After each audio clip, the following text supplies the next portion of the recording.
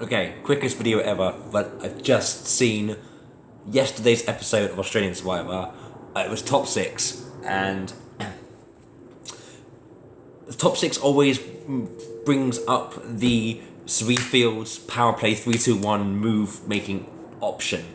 As in, like, you get 1-3 and you get 1-3 ready to vote and go like deadlocked, but then you take a 2 and a 1 from each side, put them together, and then you vote out and the extra person from a third. And that's a 3-2-1 power play position.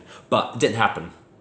But it goes back to the Australian Survivor editors and the way they produce the show, because it is literally,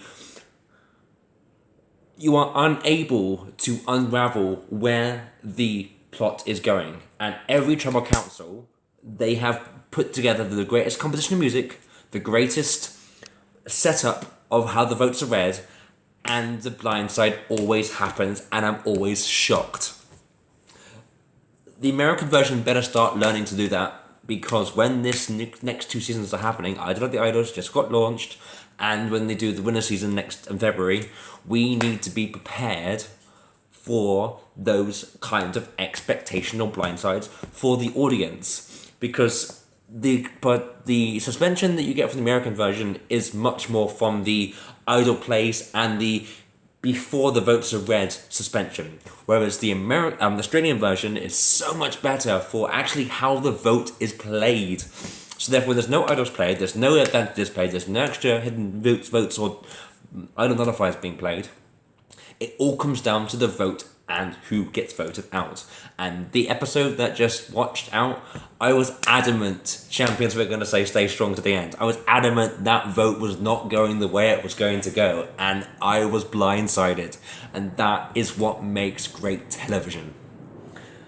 And that also what makes me, I always say I would have played Survivor, and I always say I would absolutely win the game. But if editors and producers make TV as good as that episode, then I myself will also have a job in trying to win this game in terms of what I think I can trust in society, what I think I can trust in Survivor. Because it's one of the same, it's none of the same, and it's equal and nothing of the same. But we're now down to the final five. Luke, Abby, Pia, Baden, and Harry. Now that means there is a route to the final three, final two for every individual left in that game. With Janine now gone, the godmother out, everyone has a pitch to take someone out who they think is more deserving or less deserving to the final two. So let's see what happens. There's already an episode already aired in Australia. I keep saying America because I'm now watching two seasons at the same time. Australian Survivor is going to be a climactic finish. I'm hoping for Luke win, because there's no one else right now who could win that game more than Luke could. But if Luke gets voted out, I am voting for Pia or Baden. Pia, Baden, or Luke get my vote. Abby won't win against anyone. And Dirty Harry, I left that thing up for a reason. You played a great game, mate. The weird thing is, though, I think if Dirty Harry will not get to the end. He will not be allowed to the end. If he does, he wins the game.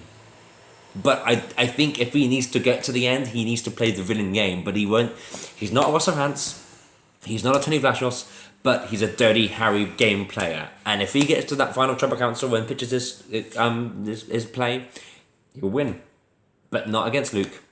Not against Pia. Against Baden, yes. And against Abby, yes. But not against Luke or Pia. Time to watch the next one.